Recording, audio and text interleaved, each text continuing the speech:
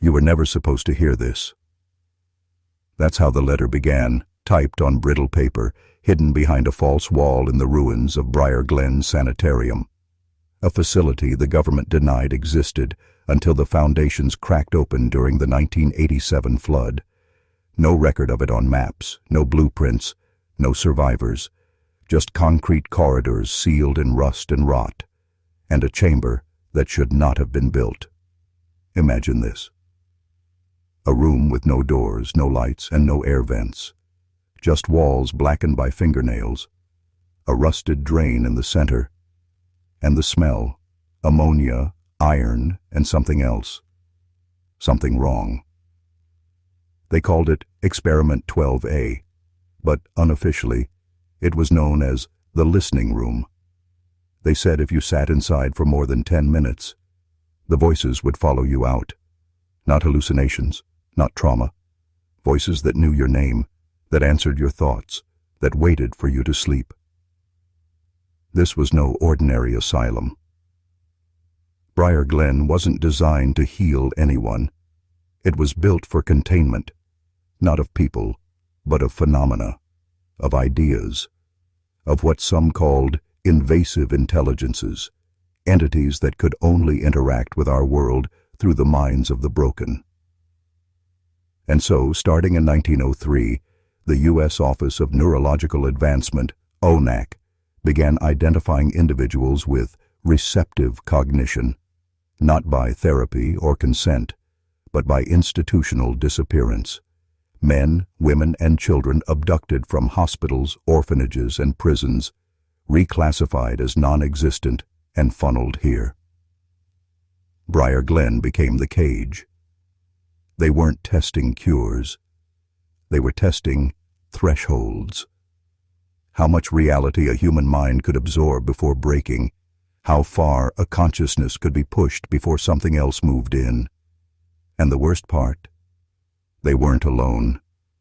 The blueprints we recovered bore another symbol, one older than the government itself, a symbol traced back to the Templar archives, the Rosicru, Chian scrolls, and something far deeper. The custodians of the threshold, a secret order that believed madness was the key to knowledge, and that asylums were the gates.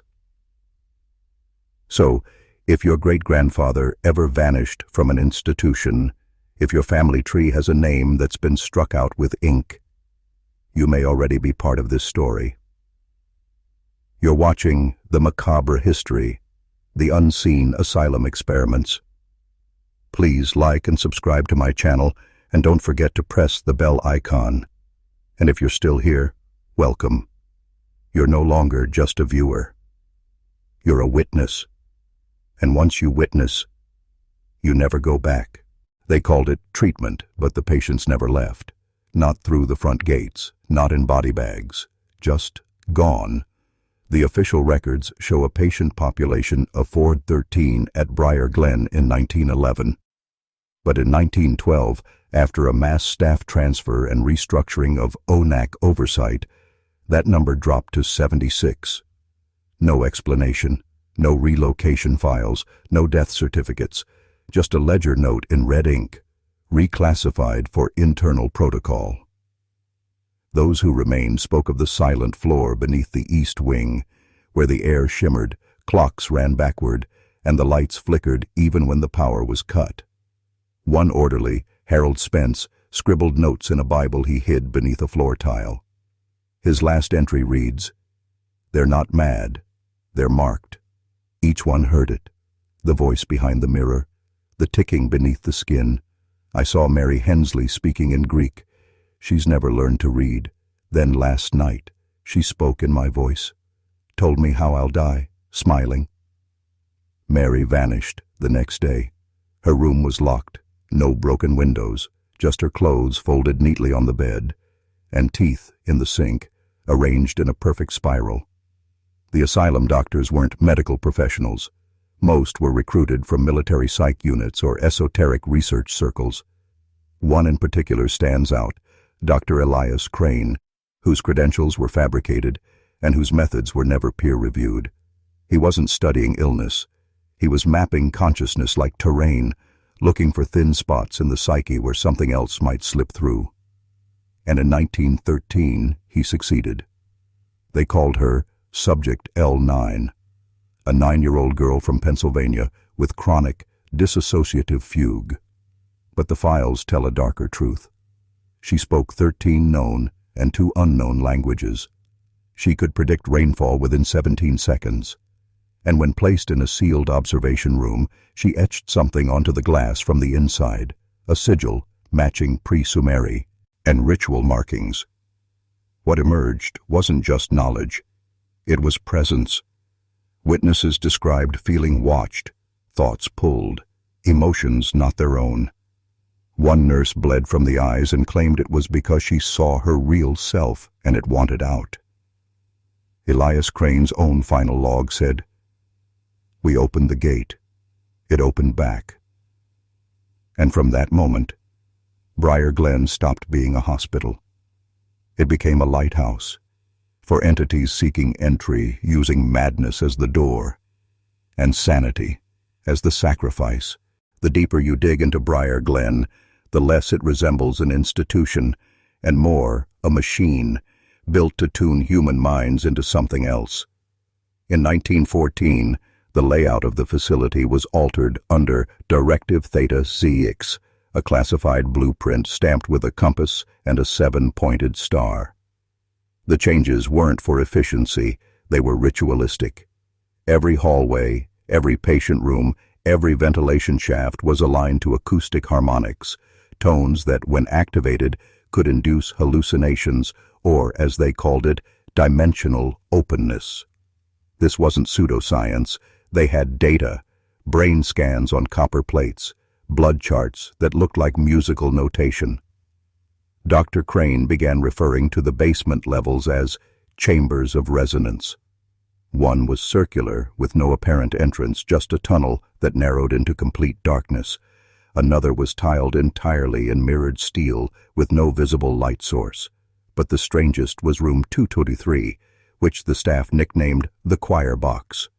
No instruments, no speakers, just a constant low-frequency hum that made bones ache and thoughts fracture. They recorded what patients said after exposure, phrases in dead languages, names they shouldn't know, descriptions of places no map could find. One said, "There is no sky where they are, just pressure and fire and the scent of metal." And then he screamed for 12 hours without pausing once. When they sedated him, he whispered, "It's listening through me now." That patient was never identified. His fingerprints didn't match any records. Dental scans suggested he had been dead for at least 6 years. No one could explain how he walked into the asylum. And then there was the mirror test. Crane discovered that if a subject sat before an antique silver mirror under harmonic light, they wouldn't see their reflection, but someone else's. Over time, each patient reported the same image. A man in a wit, a coat, eyes black, standing just behind them.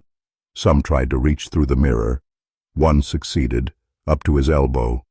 The arm came back scorched, veins blackened, skin fused to bone. He died 3 days later. His last words, "It's not a man.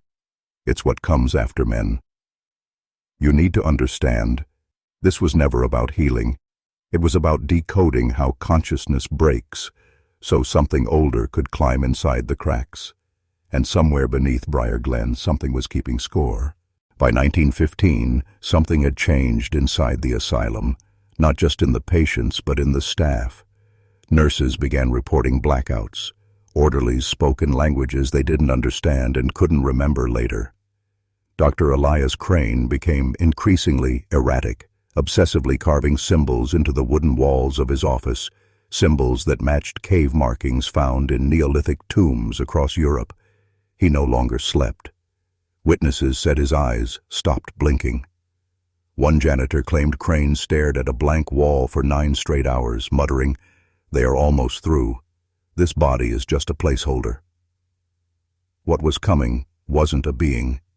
It was a signal, a pattern of thought that could replicate itself through minds the same way a virus passes through lungs.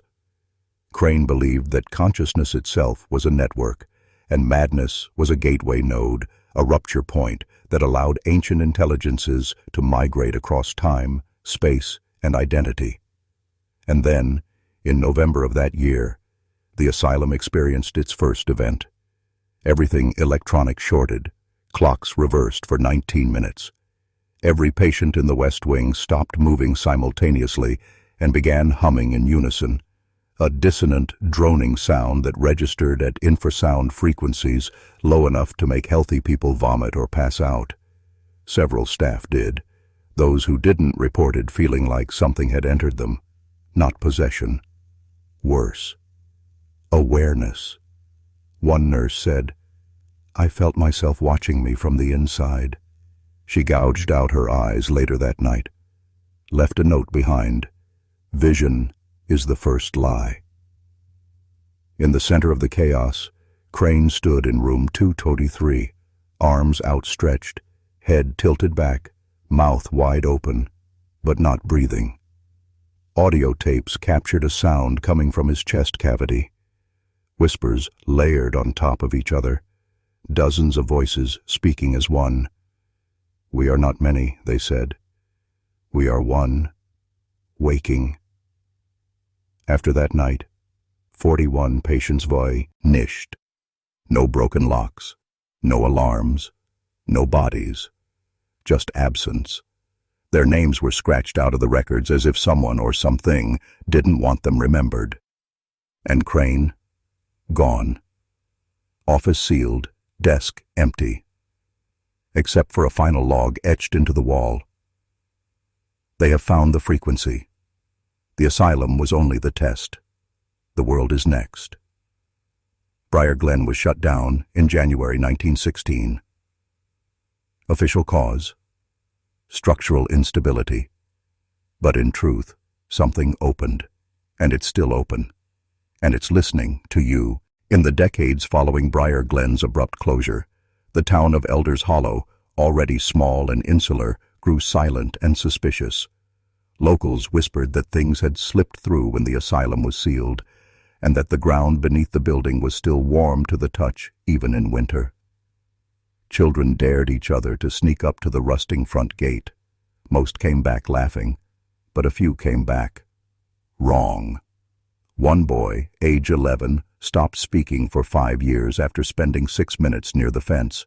When he finally broke his silence, he said, "The man with no skin followed me home." His parents assumed trauma, but then he described the man: tall, black eyes, a face with no seams or features, and a body that looked stretched too long, like old meat pulled over a skeleton. That same description was found decades earlier in a private physician's notes from 1907, hidden in a locked drawer inside the asylum's east wing. The boy shouldn't have known it. Over time, strange things started happening in town. Animals vanished, then reappeared weeks later, bloodless but not decayed. Light bulbs exploded at 3:13 a.m. across multiple homes, always preceded by the smell of rotting flowers. And there were the dreams.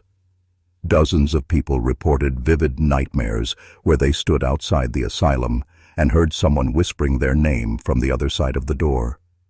One woman dreamt that she opened the gate and woke up to find dirt under her fingernails and rusty keys on her nightstand. Investigators brushed it off as folklore, hallucinations. But why did they find the same sigils etched under her mattress that Dr. Crane had carved into his office walls? The answers never came because no one dared dig deeper.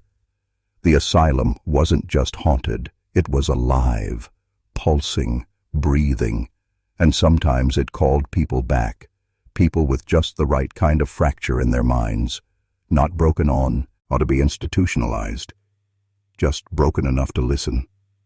And when they heard it, they never stopped hearing it. Briar Glen wasn't built to heal. It was built to open something, a doorway, a channel, a resonant chamber that could birth an idea into the flesh of man. The patients weren't insane. They were transmitters, By the spring of 1933, the state sent a demolition crew to raze what was left of Briar Glen Asylum. But within 72 hours, the crew leader, Frank Dillard, walked off the site and was never seen again.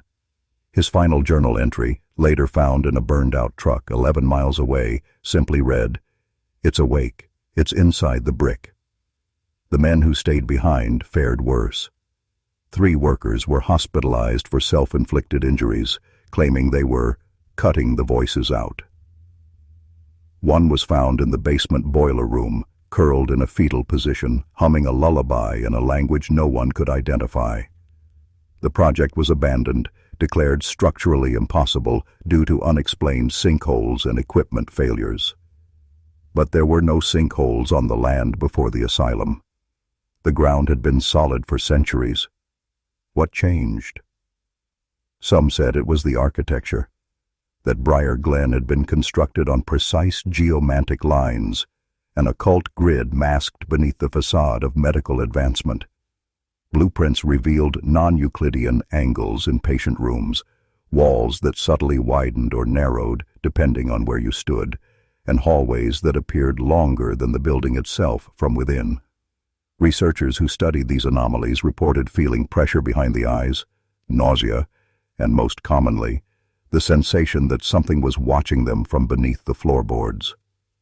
One geologist drilled near the foundation and described a hollow pocket, 14 feet wide, filled with what he believed to be bone fragments. His drill was never recovered. Neither was he.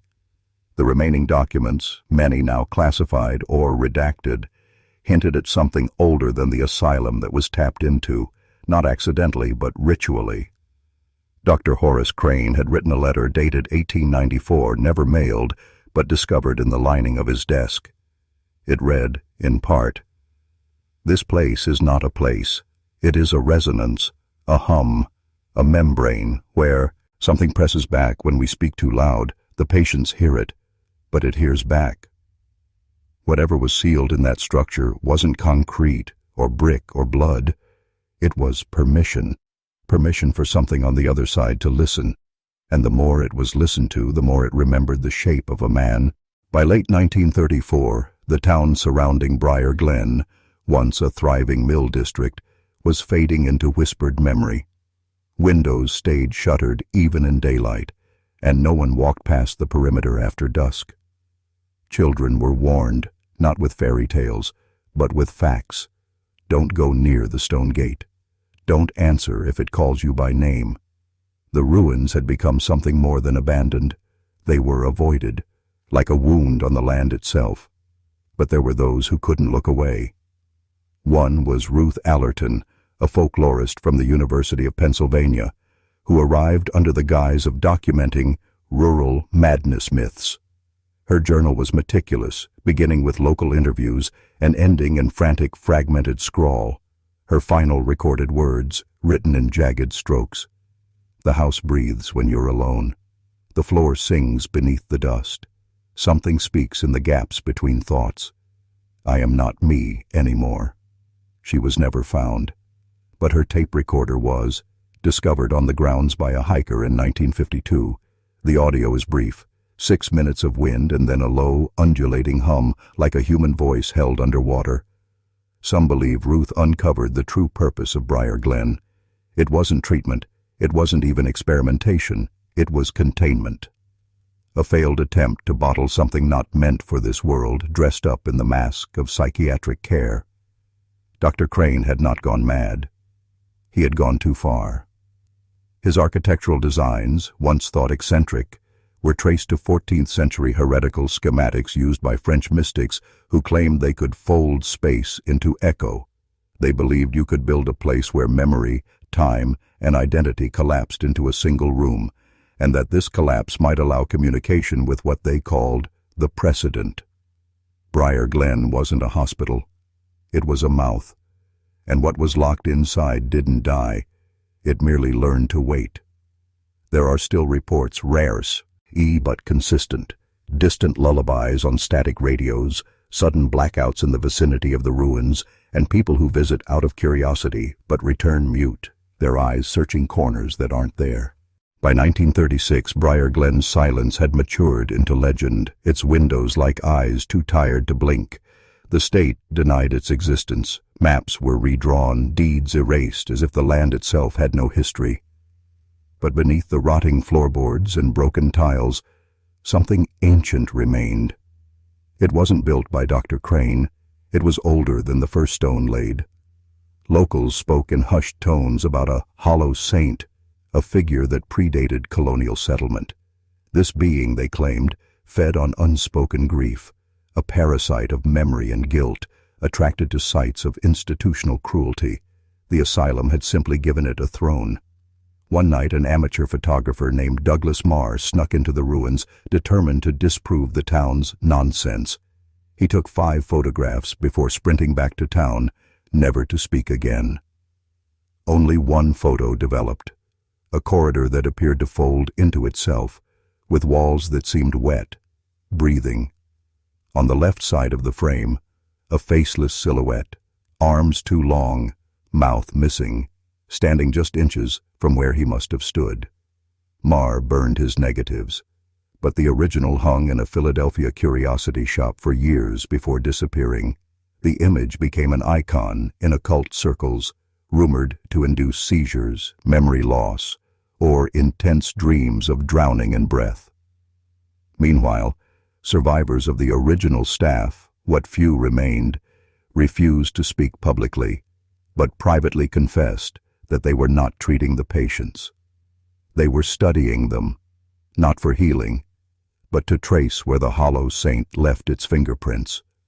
Crane believed the afflicted weren't mad. They were infected, psychically fractured by contact with an older intelligence, one that couldn't be seen but only heard, in whispers, in static, in forgotten childhood songs. He called it cognition decay by exposure to residual presence. In truth, he'd built Briar Glen to attract it. The hospital wasn't to contain the madness. It was a beacon, and the patients, they were bait, disposable, the price of revelation. But Crane underestimated it. The hollow saint didn't just come when called, it stayed. Some said it whispered in the pipes.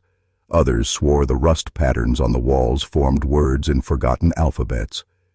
But the deeper truth, Briar Glen was no longer abandoned. It was occupied, not by people, not by ghosts, but by something in between, a residue of every unscreamed scream and untreated wound. In 1942, the federal government quietly blocked all entry to the surrounding land, citing soil instability.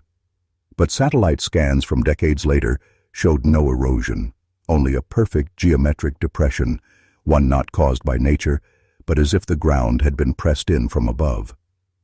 Meanwhile, a series of disappearances unfolded across neighboring counties. Every case had one detail in common. The victims had recently visited the area near Briar Glen, often after experiencing vivid dreams of a white room filled with soft breathing. One man, Marcus Ellery, a war veteran and amateur radio operator, managed to record strange frequencies coming from beneath the ruins. He claimed they weren't natural signals, but patterns that formed thoughts. When played backward, the audio revealed voices speaking perfect Latin, repeating 3 words, non readable ibi. I will not go back there. Ellery disappeared a week later. His recorder was found melted into the floorboards of his cabin, the walls etched with childlike drawings of a long-necked figure and hollow eyes. Scholars of anomalous history link Briar Glen's coordinates to ancient burial sites, even pre-Columbian star maps, suggesting that Crane's asylum was constructed atop something long buried, a place of forgetting, a spiritual black hole. Locals now won't even speak its name, calling it the Below. They say you don't go mad by entering it. You go mad by remembering it. For years, Crane's original research files were thought lost, but in 1973, a sealed lockbox was discovered inside a wall during restoration of a Pennsylvania sanitarium. Inside, journals filled with spiraling diagrams, patient sketches with missing eyes, and one final note in Dr. Crane's hand. The treatment is forgetting. but forgetting is what it feeds on. It wasn't just forgotten, it was erased, intentionally and methodically, by hands that understood exactly what lay beneath the foundation of Briar Glen. In 1981, a graduate student named Celia Grange uncovered a fragment of Dr. Crane's original architectural plans in the rare archives of the New England Psychological Society. The drawing showed a subterranean labyrinth beneath the asylum, a honeycomb of chambers labeled in alchemical symbols, not medical ones. At the center of it all, a room marked VITALIS. No records of this chamber exist in any government-sanctioned documents, and no blueprint ever replicated it. Celia, obsessed and unable to sleep, traced her own dreams back to that word, vitalis, and claimed to have seen the room in her sleep. Smooth white walls, no doors, and in the center, a bed facing upward toward a cracked mirror. She described the sensation of being watched, not through vision, but through intention, like the room wanted her to remember something. 2 weeks later, Celia vanished while hiking in rural West Virginia. Her last journal entry was a scrawled phrase repeated over 400 times. They gave it shape by naming it. Later that decade, an elderly patient at a retirement home in Maryland, silent for decades, suddenly spoke during a thunderstorm. He whispered, "I built Vitalis. I kept it hungry." No one knew who he was, or how he'd been admitted. His fingerprints were burned off. He died that night with a grin stretching ear to ear, teeth cracked from clenching. His final breath smelled of sulfur. Scholars now suspect Vitalis was not a room, but a ritual, a containment construct, something meant to tether an idea so that it didn't spread. But Crane, in his arrogance, made it too conscious, too aware. And once it had identity, it began to grow. They called it a treatment, a therapy. But it was really an altar, a place to offer memory, pain, identity, also the thing beneath could feed. To this day, electromagnetic spikes occur monthly over the asylum's ruins, always at midnight, always accompanied by brief outages in nearby hospitals, as if something still hungry remembers what was once promised. By the winter of 1890, staff began reporting losses of time. Orderlies swore they'd blink and find themselves in a different wing. Nurses opened doors to rooms that should have been locked, and found them not empty, but occupied by patients long dead, sitting upright, eyes glassy, lips silently moving in ritual cadence. At first, Dr. Crane attributed these events to mass hysteria, a shared delusion sparked by prolonged exposure to trauma. But even he couldn't deny what was written in the black ledger found buried beneath the chapel floorboards. 73 names, each dated before the asylum had officially opened, each marked with a circle and a diagonal slash. Initiates, it read. Not patients, not staff. Initiates. And below them, scratched in bone powder ink. They were the walls. They held it in. A female patient, known only as Clara V., began drawing the same diagram over and over in her cell, an impossible figure 8 wrapped around a human eye. When asked why, she responded, "Because if I stop, it wakes up." Crane ordered her sedated, but the drawings continued, appearing etched into her skin overnight, fine white lines forming the same symbol down her back, ribs, eyelids. He finally sealed her in a cell behind brick and iron, and she was never seen again. Days after, the entire West Wing burned in a flash fire with no visible source, incinerating 14 staff members. The building twisted inward, bricks melted, and in the ash, that same symbol was found, seared into the foundation in perfect geometry. Survivors claim to hear whispers in reverse, murmuring one word: Vitalis. From then on, Crane ceased all treatments, converting the central operating wing into a sanctuary chamber with lead-lined walls filled with water, salt, and mercury mirrors.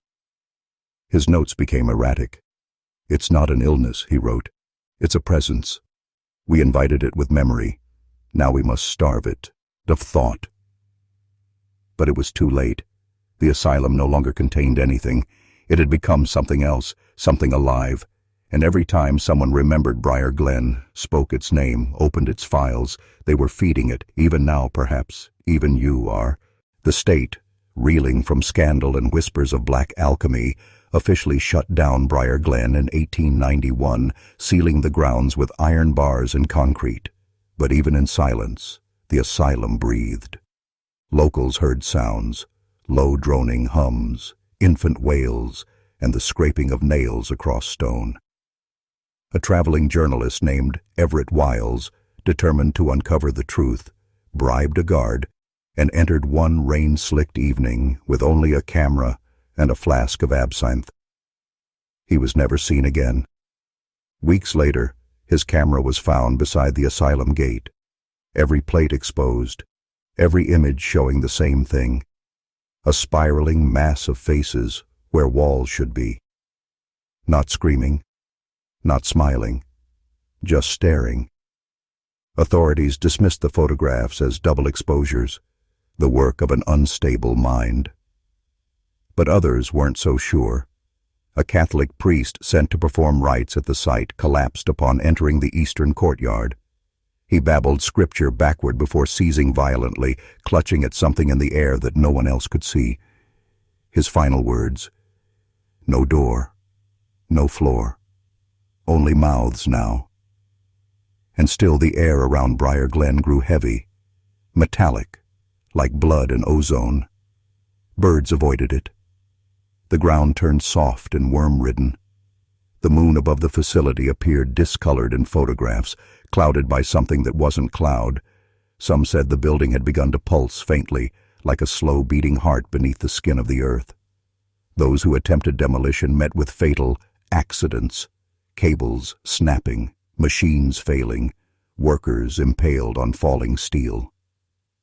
It was as if the asylum refused to be erased. Historians who dug too deep often withdrew their research, citing psychological strain. But their notes hinted at something worse: a diagram of the original blueprints that matched not just an institution, but a sigil. The layout of Briar Glen wasn't arbitrary. It was a ritual, a circle of rooms around a hollow center. And in that center, long buried beneath medical jargon and administrative reports, was room 73. No one had opened it, no one ever would, because to open it meant remembering, and to remember meant awakening. Room 73 didn't appear on any map, yet it was everywhere in the whispers. The survivors of Briar Glen, those few who walked out with blank eyes and broken minds, always mumbled the same phrase: "Don't let it out again." It wasn't a room in the traditional sense. It was an opening, a corridor that should have led nowhere, and yet led everywhere you feared to go.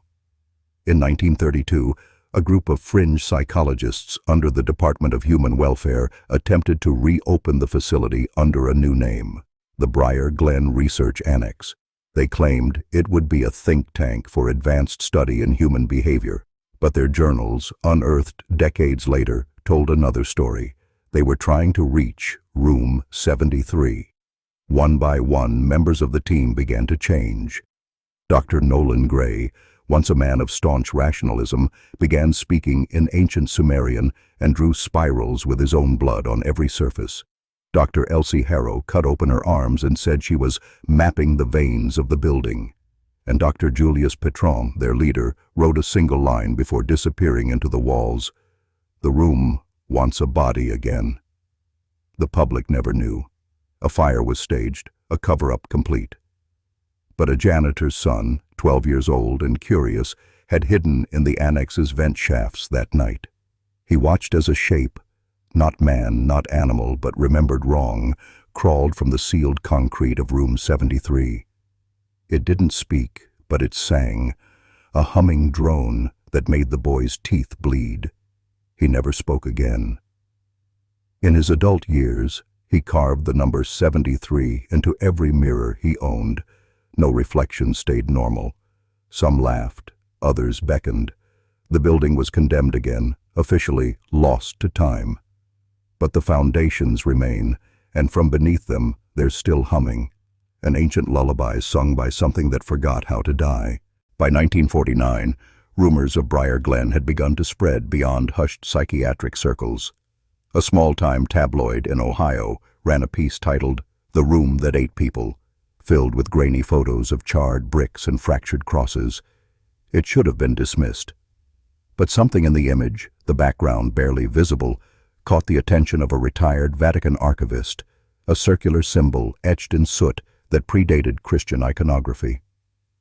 Within weeks, 2 Jesuit investigators arrived at the site under cover of darkness. They were trained not in theology, but in containment rites, the kind the Church never spoke of, the kind used only when an entity didn't fall under any known hierarchy of demon, angel, or ghost. What they found was not demonic. It was older. They wrote of a consciousness that remembered being stone, remembered being buried, and now wanted to be known. The priests burned their journals after documenting just 3 entries. One was a diagram of the room. The second, a confession. We did not close it. We fed it. The third was a series of numbers etched into the margins.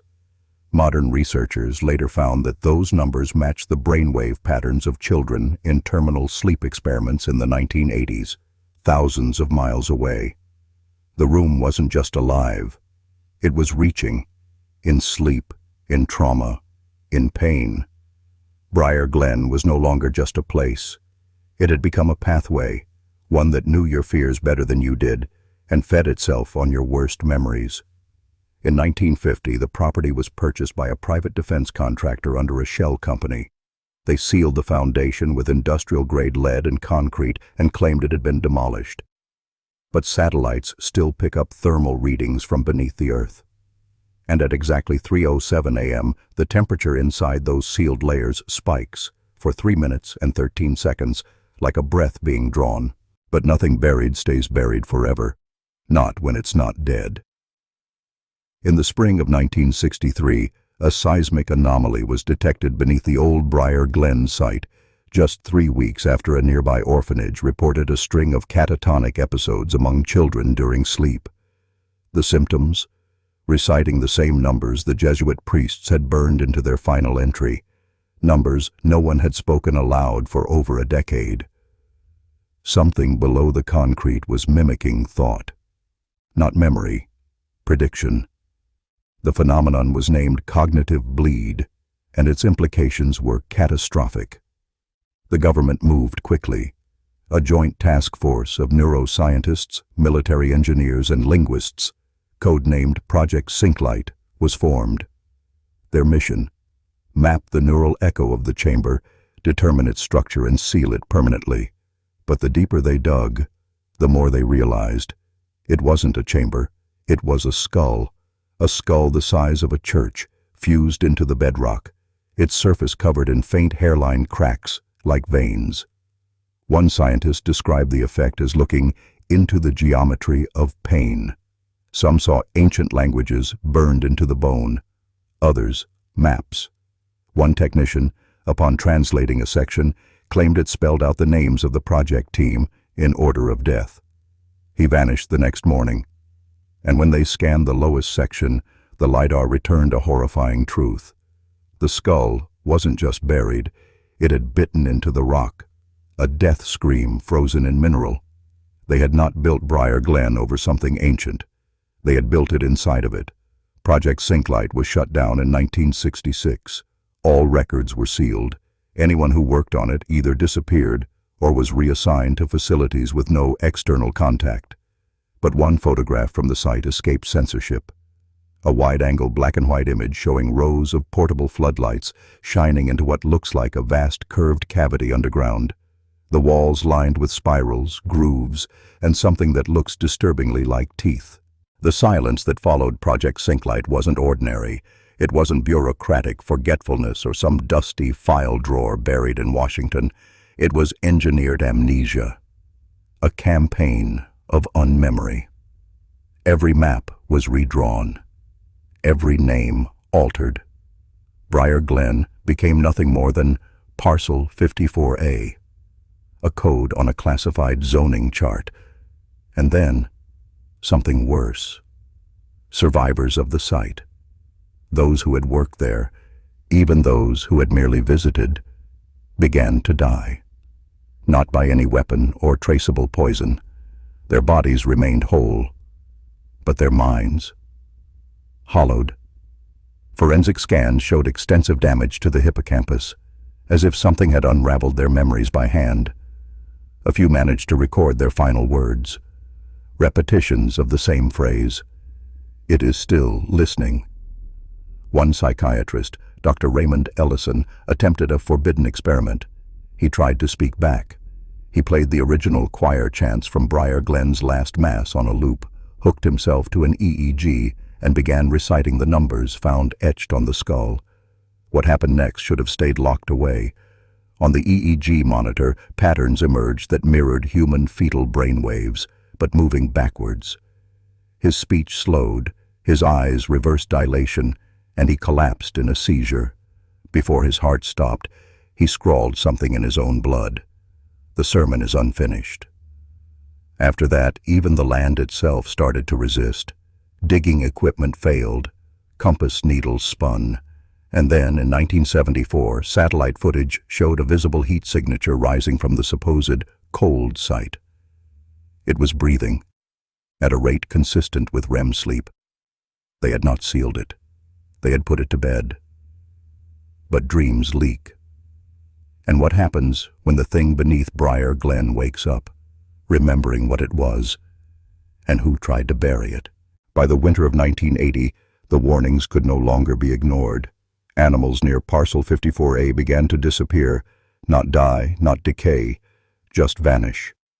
Local ecosystems collapsed, as if something in the soil itself was forgetting life, and those who ventured close, they reported a sensation not of fear, but of recognition, as if something inside the earth already knew their names, their sins, their dreams.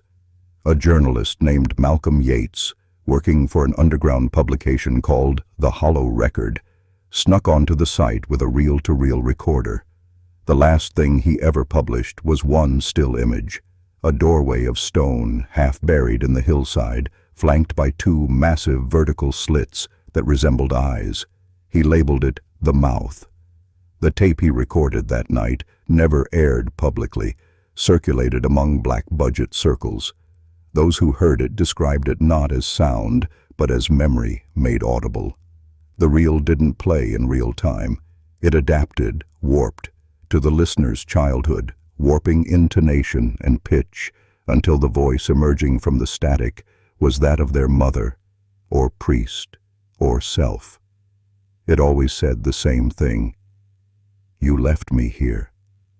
Yates was found a week later in a cabin 20 miles from the site, catatonic, his eyes sewn shut, not stitched, but fused. The coroner found no sign of injury, just skin grown solid over the lids. And on the wall beside him, a message scratched in charcoal: "The sermon has resumed." That same month, seismologists recorded micro-tremors, rhythmic, almost metronomic, emanating from the ground under Parcel 54A. Not tectonic, intentional. The USGS marked them as non-volcanic harmonic tremors, a term later redacted. But one analyst, before he disappeared, left a margin note in his report. "Like something inside is clapping."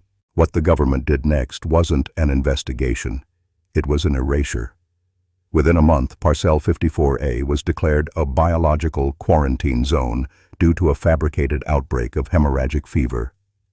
The surrounding region, 6 square miles of Appalachian backwoods, was emptied of life under emergency relocation orders. But those who lived nearby knew no one got sick. They simply left, as if they were nudged by something unseen, their minds filled with a pressure they couldn't name. Black site contractors from a shell company called Lamplight Solutions arrived in convoy. Marked vehicles with no plates, unloading steel girders, concrete slabs, and what appeared to be soundproofing equipment.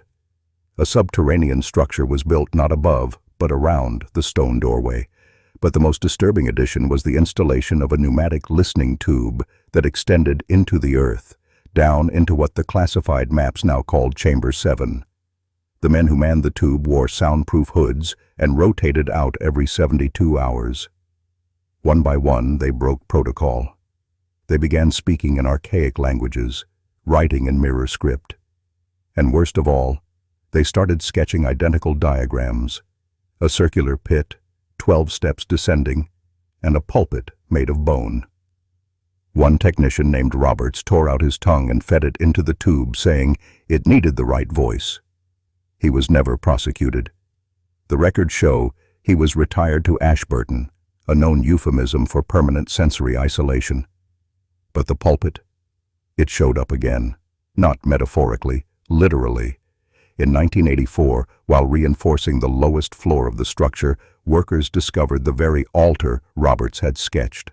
A structure of calcified vertebrae, human and animal, fused into a throne that seemed to breathe when touched.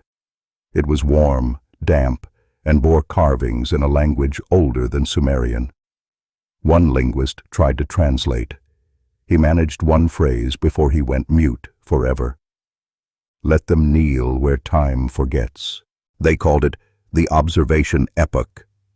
From 1985 to 1992, Chamber 7 was no longer just monitored, it was interacted with. And each interaction changed the men who dared to descend. A team of 7 volunteers, military trained, psychologically vetted, were sent down with live feed headcams and biofeedback monitors. Only one transmission ever made it back to the surface intact. The footage, archived under Project Lantern, shows the descent into the pit beneath the altar. The men report an overwhelming sulfuric stench, and at exactly 12 steps down, their voices begin to echo before they speak. One man stops and says, "It's speaking me." Minutes later, the feed distorts. The screen shows flickering images, a cathedral of moving flesh, a clock without hands, a choir made of children with stitched mouths, all kneeling around a hollow man seated on the pulpit. Then the screen goes black. The retrieval team was dispatched immediately but found only their gear. The stairwell had reshaped itself. All 12 steps were gone, replaced by a flat, silent floor. No signs of collapse, no signs of struggle, just their discarded boots and 7 neatly folded uniforms as if peeled off. The only anomaly? A blood-written phrase on the altar: "Do not send mirrors." The government sealed the door. Concrete, rebar, lead lining, the entire subterranean level was declared irrecoverable. But 2 months later, one of the original volunteers, Marcus Fell, was seen wandering Route 19, barefoot, eyes sewn shut, muttering a phrase over and over: "I knelt, it remembered." When apprehended, his fingerprints matched, but his dental records were from 1911, the same year the first Maddox family vanished. Marcus was never seen again after being transferred to Deep Ward 9 at Ashburton Isolation Complex. But the pulpit? It was never removed, and to this day it hums once a year on the night no stars appear. They tried silence. For nearly a decade after Marcus Fell reappeared, if that's truly who he was, no one from the department spoke of Chamber 7. Funding was quietly reallocated, researchers reassigned, and the Maddox records were boxed, redacted, and buried under vague headings like spatial temporal anomalies and nonlinear trauma fields. But some things don't stay buried.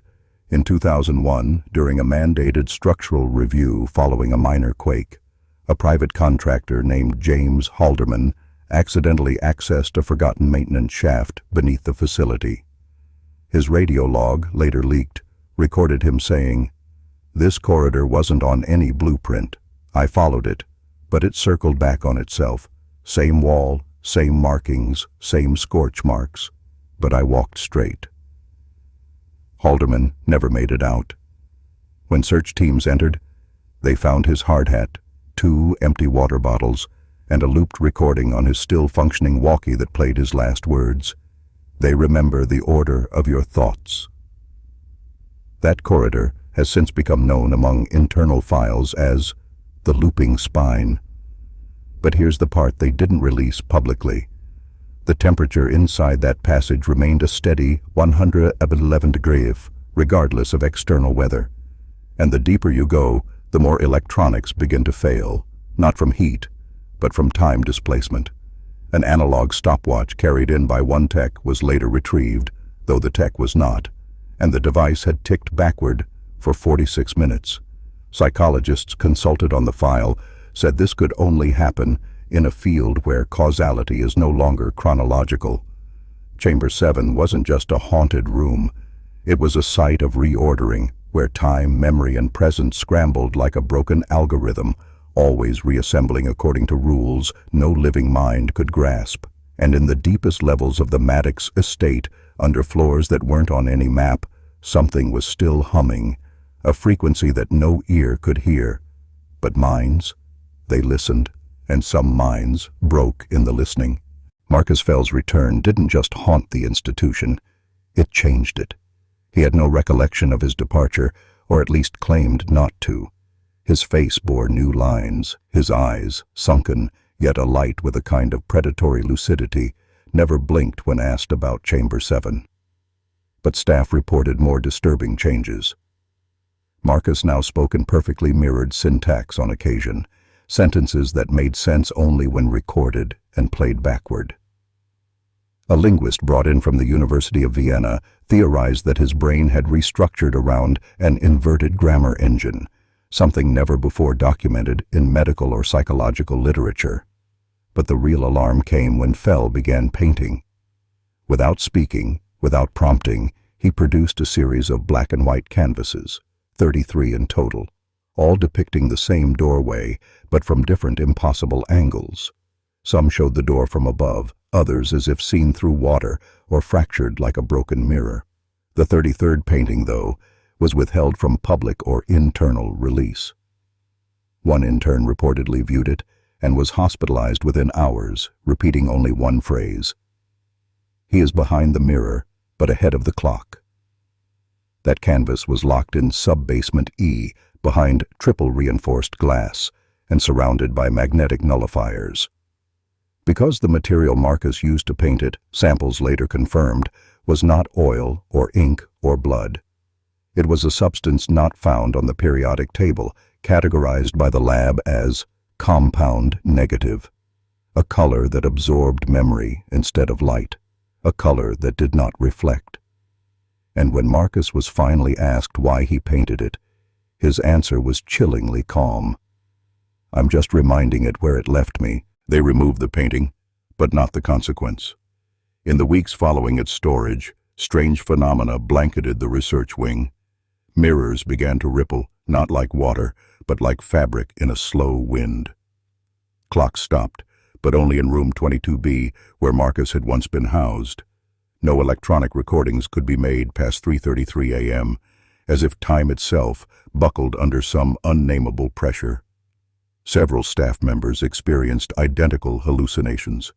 An elongated corridor with no ceiling, just stars and static overhead. And Marcus waiting at the end, but inverted, walking on the ceiling with his eyes closed and mouth moving without sound. Dr. Lena Mortwick, a once skeptical neurologist, declared the hallway a shared psychic fracture.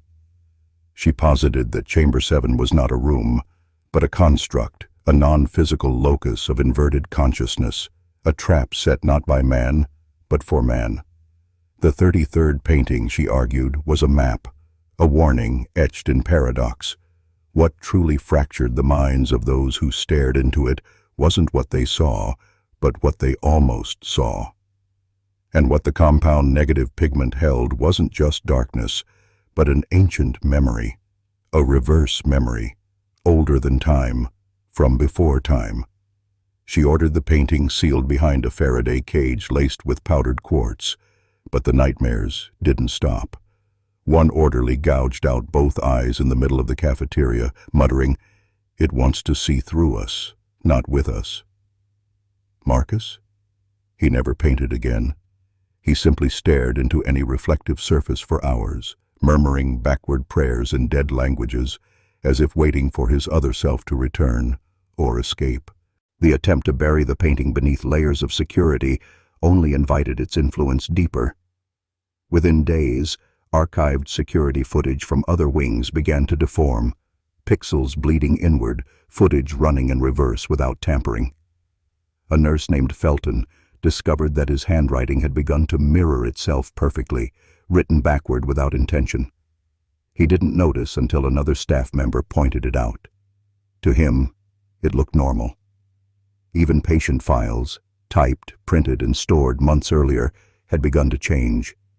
Descriptions of symptoms now included symbols no one recognized, glyphs that resembled prehistoric cave etchings but pulsed when copied.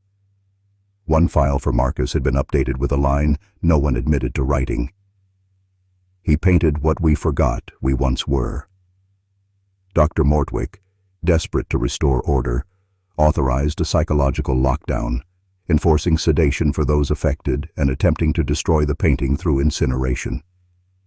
The fire failed, not because it didn't burn, but because the flames refused to touch it. The painting remained cold, its frame untouched, while the surrounding furnace screamed with heat. Afterwards, the head technician reported seeing his own corpse lying in the ashes before blinking and watching it vanish. That night, the main generator failed, and emergency lighting bathed the entire facility in a dim strobe. In that flickering silence, more than one worker reported seeing figures crawling along the ceilings, black, long-limbed, eyeless, but each wearing Marcus's original hospital band. The painting, though sealed and untouched, had become a window, or worse, a door. Not just to somewhere else, but to something older, something that had waited for the right mind to open. And then came the whispering. Not voices, no, not exactly, but a layered resonance that seemed to coil from the corners of rooms where no one stood. Staff reported hearing their own names repeated backward in whispers that slithered across walls like breath on glass. In the isolation ward, a patient who had never spoken, a girl referred to only as L, began to speak in Latin fluently, though she was previously nonverbal and uneducated. Illud pingabat non ut videretur, sed ut rediret. It painted, not to be seen, but to return. When the message reached Dr. Mortwick, he trembled. The painting was no expression. It was an invocation, a summoning disguised as art. The brushstrokes weren't decorative, they were instructions, laid out in blood, oil, and bone-white pigment. In an emergency meeting, the last remaining senior staff voted to remove the painting entirely from the premises. But by the next morning, it was gone. Surveillance tape showed nothing. No entry, no exit. The wall where it had been housed was cracked, darkened, and cold to the touch, impossibly cold, as if something had passed through. Worse still, patients began sketching again. Not just Marcus now, but others. Ones who'd never shown interest in art. They drew spirals, limbs, dark holes in earth, and cities buried beneath oceans. All of them, unknowingly, painted variations of the same structure, a door beneath the hospital made of bone. No one had told them. No one could have. Yet the visions flowed like memory rediscovered, as if the madness was not new, but something reawakened. Then without warning, the institution began to eat itself, not metaphorically, structurally. Walls bowed inward as if breathing, ceilings sagged and wept thick, tar-like moisture. In the west wing, floorboards split to reveal strange cavities filled not with soil or pipework, but pages, hundreds, maybe thousands, handwritten in the same looping script found in Marcus's notebook. Pages written in languages dead for centuries, referencing gods long erased from record. The electric systems began to pulse in rhythms, flickering in Morse-like sequences, as if the asylum itself were trying to speak through its own nervous system. Dr. Mortwick attempted to leave one night. He packed only a coat and a leather journal, but was found hours later standing barefoot in the surgical theater, carving a circle into the floor with broken glass, humming a funeral march no one could place. When asked what he was doing, he simply smiled and said, "It's coming up through the root." We've been building its mouth this whole time. The asylum, once meant to heal the broken, had become a machine, an organism designed to summon. Patients no longer needed medicine. They sat still for hours, murmuring equations, repeating forgotten place names. Yahanth Lai, Leng, Caraway. Names that bled from mouths like oil. Something ancient and hungry had been painted into the walls, whispered into the bricks, and it was no longer dormant. It wanted to be seen. It wanted to be remembered. By the spring of 1894, the world outside had forgotten the name Caraway. Official maps replaced it with the vague term Northern Sanitary District. Letters sent to the grounds were returned unopened, stamped with "No such institution." Those who inquired too deeply, former patients, distant relatives of the staff, journalists, disappeared. Not metaphorically. Entire family trees were scrubbed from public records. The asylum had become a wound in the landscape that reality itself tried to scar over. Yet beneath its rotting floors, in a sub-basement few knew existed, the heart room pulsed. It wasn't an official term, but that's what the remaining staff called it. The epicenter, where the foundation stones bled and the air vibrated with inaudible frequencies. Marcus Caraway, or what was left of him, still moved down there. Not alive, not dead. Installed, perhaps. Suspended between layers of time. When nurses were sent down to clean, some came back with noses bleeding and eyes that would no longer shut. Others whispered of a mirror that showed their childhood bedrooms behind their reflections. One nurse insisted she had seen herself pregnant, despite having never been with a man. Another spoke in perfect Latin after 15 years of silence. There were no interventions, only silence, only protocol, because by that point the asylum was not a place, it was a threshold, and thresholds don't obey commands. They invite. They called it the closure. But no ceremony marked the day the gates were sealed. No headlines, no press photos, just a quiet arrival of unmarked men in long coats and boots that didn't echo. July 17th, 1894. The staff were told they had been reassigned. Patients, though still able to move or scream, were relocated, but to where, no one recorded. A single train left the grounds at 3:47 a.m., and no return journey was scheduled.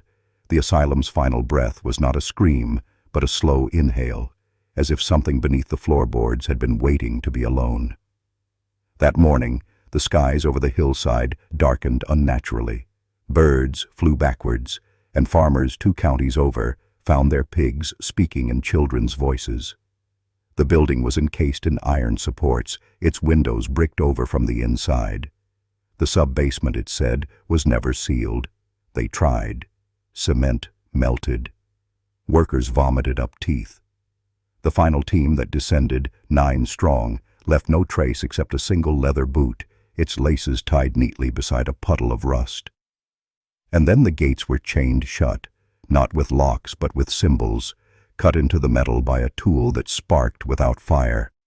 From a distance the building looked merely abandoned. Up close, it felt like you were standing near something asleep, but listening. And the townsfolk agreed, if only in hushed certainty. The asylum wasn't closed. It had closed itself. They thought sealing the building would stop the rot, but the asylum had never relied on walls to infect. In the weeks after its closure, townspeople began to dream in foreign voices. Children spoke languages no one had taught them. Cattle wandered toward the abandoned gates and collapsed foaming. The minister's wife was found one morning standing motionless in the churchyard, holding a spoonful of black soil to her lips, whispering, "We are not the first." No records exist of who authorized the demolition attempts in late August, but what is known is that every method failed. Dynamite wouldn't ignite, wrecking balls swung away mid-strike, and one bulldozer driver turned the machine on himself, his body discovered with eyes burned to cinders and a smile so wide it split his jaw. Engineers brought in from out of state were gone within days, citing psychological interference and refusing to return. The ground itself seemed to shift beneath the asylum as if protecting what lay inside. And then, nothing. The silence returned. No birds, no wind, just the feeling, among those still living near it, that they had failed not to destroy the building, but to escape its memory. The asylum had become a place where time pooled, a wound that refused to scab. And still, at 3:47 a.m. every seventh day, a low sound rolls through the valley like an exhale, long, wet, and too human. Then came the letters, sealed with red wax, postmarked from cities that no longer exist, delivered in silence to doorsteps, to psychiatric boards, to priests and historians, and men who had tried to forget. Each letter bore only a single phrase written in trembling ink: "The archive breathes." And within days, something would change. One man hung himself with piano wire strung between encyclopedias. Another walked backward into a lake and never surfaced. A retired nurse named Agatha Bloom was found in her garden, every rose petal in her mouth, whispering, "I filed their teeth, but they never stopped speaking." These were not just suicides. They were messages, obituaries written in flesh. And it became undeniable that the archive referred to something stored deep within the asylum, something that had been waiting for its readers to come back. A final surge of curiosity emerged. Independent researchers, forbidden historians, occult archivists, all drawn to Bedlam's corpse like moths to the wound. But they didn't find a ruin. They found a heartbeat beneath the tiles, walls warm to the touch, desks with teeth marks, typewriters that typed names before they were spoken. The asylum wasn't abandoned. It was watching, still cataloging, still hungering. For what? For witnesses, for those who could never unsee what they read. They say the true purpose of Bedlam was never healing, nor even containment. It was translation. A machine to convert agony into knowledge, madness into records, suffering into structure. Every scream, every lobotomy, every whispered confession in the dark was not lost, but filed, alphabetized, cross-referenced. And when the final ward closed its doors in 1972, they didn't seal it to stop the world from entering. They sealed it to stop something from getting out. The archive was never meant for human eyes. It was a lexicon of torment, a dictionary written in blood and cracked nails. The few who made it back out were never the same. They spoke in fragmented Latin, scribbled diagrams of rotating staircases and breathing doors. One man carved the same symbol into his palm every morning before speaking, a triple spiral within a square. They weren't mad, they were infected. By memory, by structure, by the order that the archive demanded. And now, in quiet corners of Europe, in unmarked warehouses in Maryland, and in the decaying shelves beneath the Vatican, copies of Bedlam's catalog resurface, pages with no ink. Yet they read themselves aloud, files that grow heavier as you touch them, names that never stop appearing, because Bedlam didn't die. It replicated, and those who seek to understand it are simply feeding it. And so the legacy metastasized. Not as a tale locked away in academic halls or sanitized documentaries, but as a living disease, a psychic infection that travels through curiosity, through obsession. The more one studies Bedlam, the more one feels its rhythm, its cold, ticking heartbeat, like a metronome behind the wall. Historians vanish mid-research. Families descend into generational madness after inheriting just a scrap of a patient's diary. Digital files on Bedlam become corrupted, not deleted, not missing, altered. Paragraphs replaced by screams typed in Morse code. Photographs bleed from black and white into a red that screens can't explain. In one instance, a researcher's audio recording captured a second voice whispering beneath his own, reciting a name he had never spoken aloud. That name was later found engraved on a 17th century tomb in Bedlam's basement. You don't discover Bedlam. Bedlam discovers you. It calls to those who look too long. It reshapes those who dare to organize it. It is the mother of institutions, the blueprint of psychosis disguised as help, the original lie, that we lock away madness to cure it. No, we harvest it, we file it, and we leave just enough of the truth out there to catch the next one. And yet for all the horrors it birthed and the minds it shattered, Bedlam remains untouched in one crucial way: it was never truly shut down. Administrations changed. Names were rebranded. Paperwork was buried under miles of bureaucracy. But the core, those original stone halls, those subterranean vaults beneath the Thames, those rooms that were never mapped, remain. Even now, beneath modern London, Bedlam breathes. Surveillance systems malfunction near the site. Construction crews report losing hours inside basements that shouldn't exist. Some swear they've heard weeping behind brick walls. One engineer quit after claiming to see an antique wheelchair move unaided across a sealed corridor. The city has paved over madness, but didn't exorcise it. Today, high-rise offices stand on what they believe to be stable ground, never knowing the foundation pulses with untreated agony. In sealed archives, government officials whisper of Program C, a continuity initiative tracing techniques developed in Bedlam to modern psychiatric facilities, prisons, and behavioral control think tanks. It never ended. It evolved. What began as iron cages and leeches has become pharmaceuticals, predictive algorithms, and chemical obedience.